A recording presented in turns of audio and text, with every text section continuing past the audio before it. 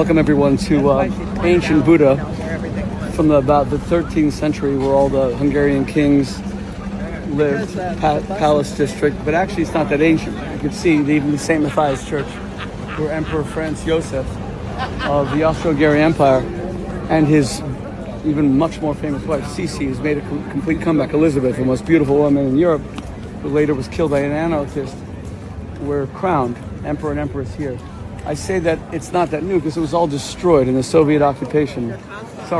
In the Soviet siege of Nazi-held Budapest in late 1944 and early 1945, which was the most devastating time for the Jews of Budapest when they were slaughtered by the Arrow Cross, which was the fascist Nazi party of Hungary. But Franz Joseph, who was, good for his time, good to the Jews, and he was the emperor of, he lived in Vienna. Jews flourished there, certainly incomparable to the Anschluss of 1938 with Hitler.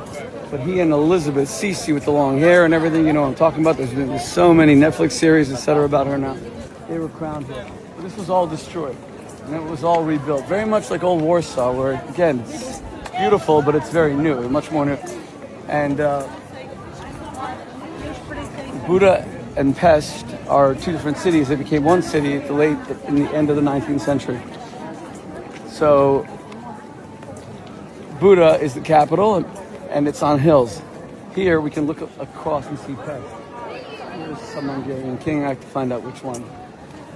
Now, what's very interesting in terms of Holocaust history is that here in Buda, which is where the consulates were, many of the consulates, embassies, this is where Raoul Wallenberg rented or bought so many houses, about 27, and he put the Hungarian white and blue, yellow and blue flag and declared them to be diplomatic bastions for the Swedes. And he put 8,000 Jews, and he saved their lives.